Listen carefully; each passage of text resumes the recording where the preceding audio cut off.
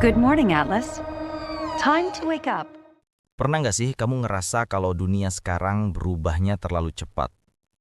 Lagi enak makan mie instan, tiba-tiba muncul berita bahwa AI yang singkatan dari Artificial Intelligence bisa ngerjain pekerjaan manusia dalam hitungan detik.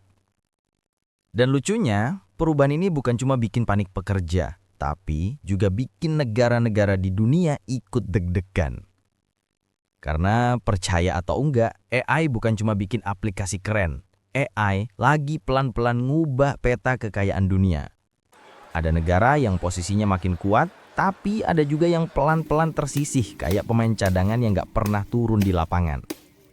Dan di video ini kita bakal lihat siapa yang bakal jadi pemenang dan siapa yang paling terancam. Nah, ini dia ceritanya. Sebelum kita lanjut, silakan subscribe bagi yang belum subscribe. Karena subscribe itu penting bagi perkembangan channel ini. Silakan bagikan video ini dan sampaikan pendapat Anda di kolom komentar di bawah ini.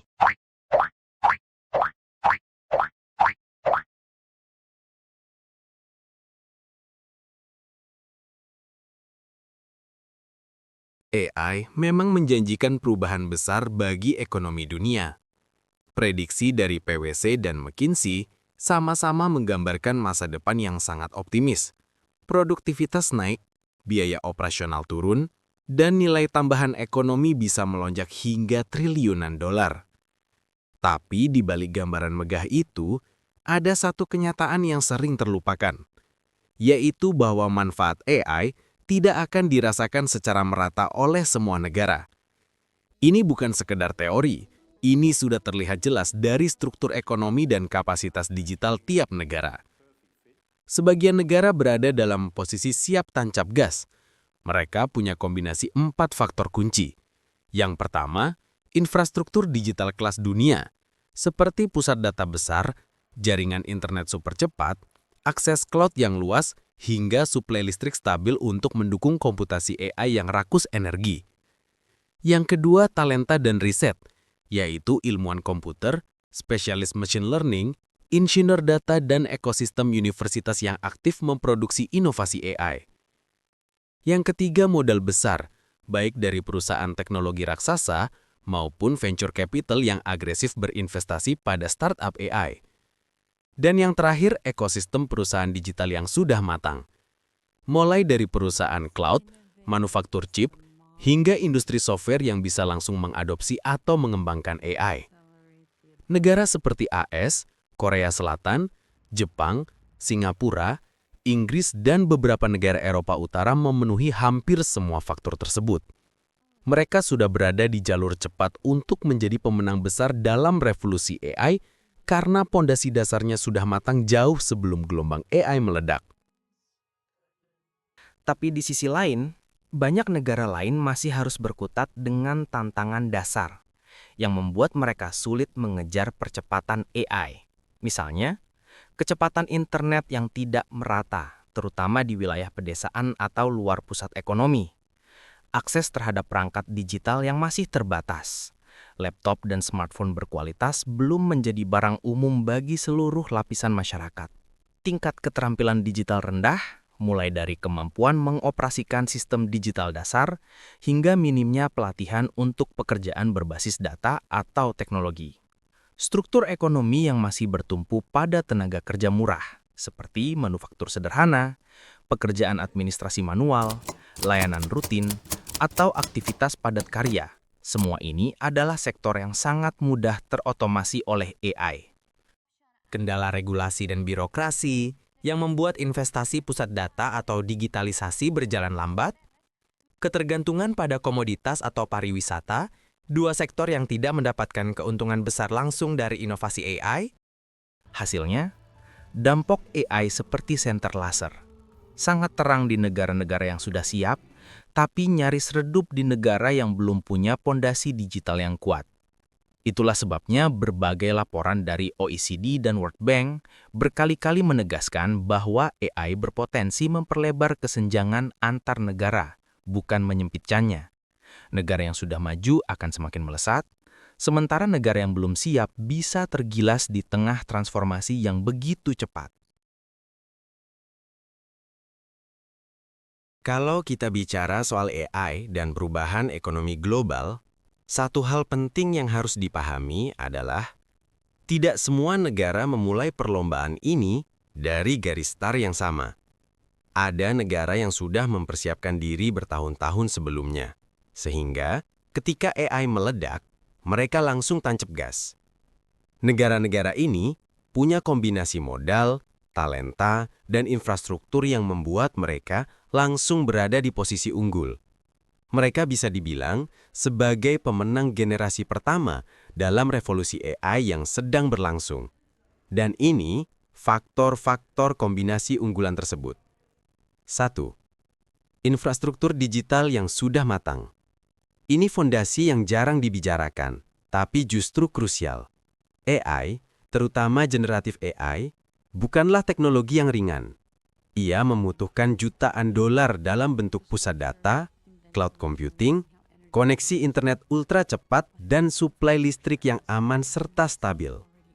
Negara seperti Amerika Serikat, Korea Selatan, Jepang, Singapura, dan sebagian Eropa Utara sudah punya jaringan internet dengan latensi rendah, pusat data raksasa kelas dunia, dan industri chip yang sangat kuat. Contohnya, AS menguasai sebagian besar infrastruktur cloud global melalui Amazon Web Services, Google Cloud, dan Microsoft Azure. Korea Selatan secara konsisten menjadi salah satu negara dengan kecepatan internet tercepat di dunia, plus industri chip besar seperti Samsung dan SK Hynix. Singapura menjadi hub pusat data terbesar di Asia Tenggara dengan regulasi yang sangat ramah teknologi. Dengan fondasi seperti ini, tidak heran negara-negara tersebut dengan mudah menyerap teknologi AI ke dalam sektor ekonomi mereka. Satu fakta menarik dari laporan OECD adalah bahwa talenta AI terkonsentrasi sangat kuat di beberapa negara saja. Jumlah ilmuwan komputer, insinyur machine learning, NLP researcher, hingga data scientist mayoritas berasal dari AS, Tiongkok, Eropa Barat, dan sebagian Asia Timur. Negara-negara ini memiliki universitas kelas dunia, laboratorium riset AI, ekosistem startup inovatif, dan budaya riset yang kompetitif. Data publikasi dan paten AI juga menunjukkan pola yang sama. Negara yang menghasilkan talenta terbanyak adalah negara yang paling menikmati keuntungan ekonomi dari AI. Dengan begitu, mereka tidak hanya menggunakan AI, tetapi juga menciptakan teknologi AI yang kemudian dipakai seluruh dunia. Salah satu penggerak utama revolusi AI adalah penggunaan dana investasi yang sangat besar. McKinsey menunjukkan bahwa ekspansi AI tidak mungkin terjadi tanpa investasi puluhan miliar dolar yang datang dari venture capital, perusahaan teknologi global, dan lembaga riset. Negara seperti Amerika Serikat, Inggris, Israel, Jerman, Korea Selatan memiliki aliran modal yang ekspansif. Investor di negara-negara ini agresif menanamkan modal pada startup AI, robotika, biotek berbasis AI, logistik otomatis, dan teknologi generatif. Sederhananya, negara yang punya lebih banyak uang untuk diinvestasikan dalam teknologi akan memanen lebih banyak keuntungan. Ini faktor yang sangat menentukan. Negara yang menjadi rumah dari perusahaan-perusahaan teknologi raksasa, Big Tech, otomatis berada beberapa langkah di depan. Perusahaan-perusahaan seperti Google, Microsoft, Amazon, Meta, Nvidia, OpenAI yang berada di Amerika, Baidu, Tencent, Alibaba yang berada di Tiongkok, serta Samsung yang berada di Korea Selatan, tidak hanya mengembangkan AI, mereka mendefinisikan arah perkembangan AI global. Keuntungan ini tidak hanya dalam bentuk teknologi. Ada ring effect, yaitu talent cluster berkumpul di negara tersebut, investasi R&D masuk, startup bermunculan di sekitar ekosistem Big Tech, dan teknologi AI terbaru langsung diadopsi di dalam negeri sebelum menyebar ke negara lain. Dampaknya apa? Negara tersebut memanen keuntungan ekonomi jauh lebih cepat daripada negara yang hanya menjadi pengguna teknologi.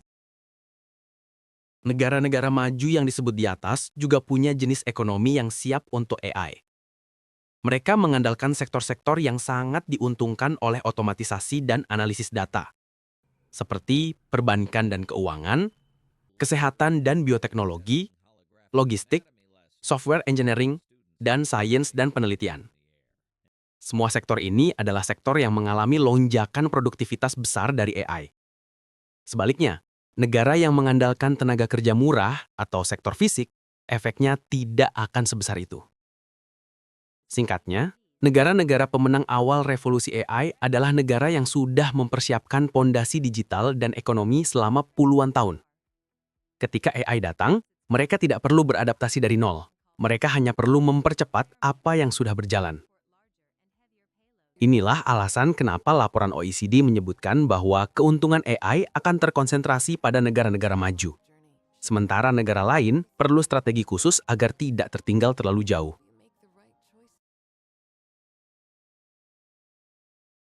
Kalau kita lihat perkembangan AI global, pola pemenangnya sudah kelihatan jelas. Negara yang punya ekosistem teknologi matang langsung melesat paling cepat. Yang pertama Amerika Serikat, yang kedua China, yang ketiga Korea Selatan, yang keempat UAE dan Singapura, dan yang kelima India. Nah, masalah Amerika Serikat, AS masih jadi pusat AI dunia. Model-model paling canggih lahir dari sana. Pendanaan startup AI terbesar ada di sana. Dan perusahaan chip seperti Nvidia juga berasal dari sana.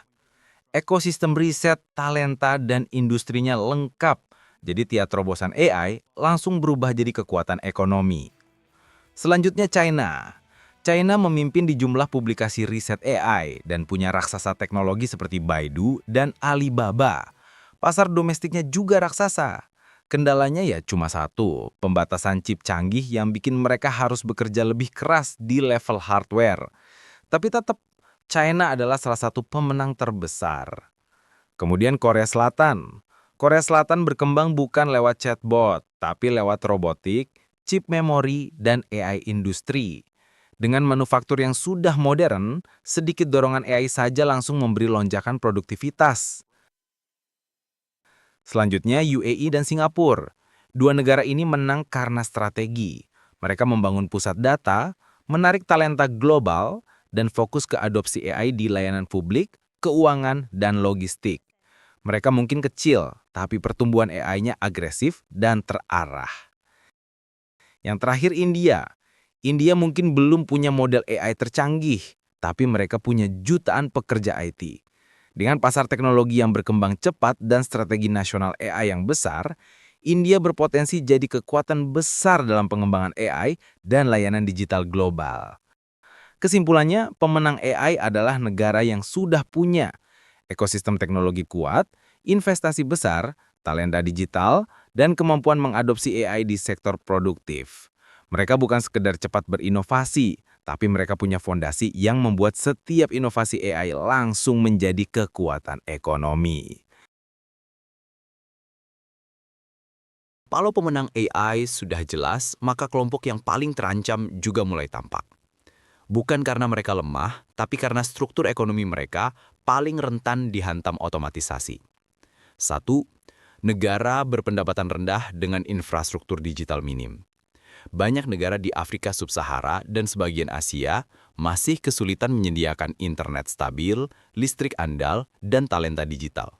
Tanpa fondasi ini, mereka praktis tidak ikut lomba saat negara lain sudah memanfaatkan AI. 2. Negara yang ekonominya bergantung pada tenaga kerja murah. Bangladesh, Kamboja, Nepal, dan beberapa negara Latin Amerika bertumpu pada industri padat karya seperti garmen dan pabrik ringan. Industri seperti ini adalah yang paling cepat tergantikan robot dan otomatisasi. Begitu negara maju memindahkan produksi ke pabrik otomatis, keunggulan upah mula pun hilang. 3. Negara yang terlalu mengandalkan SDA tanpa diversifikasi. Negara yang bergantung pada minyak, gas, atau tambang tanpa sektor teknologi, misalnya Nigeria atau Venezuela, rentan tertinggal karena perlahan permintaan global berubah dan AI membuat industri energi makin efisien. Tanpa diversifikasi, ekonomi mereka tidak punya bantalan. 4. Negara yang lambat mengatur dan mengadopsi teknologi. Lebih dari 90 negara belum punya strategi nasional AI atau regulasi dasar. Tanpa kebijakan, ekosistem inovasi tidak berkembang. Akibatnya, mereka tertinggal bukan karena kurang kemampuan, tapi karena tidak siap. Jadi, setelah kita lihat semua data dan perbandingannya, ada satu hal yang jelas.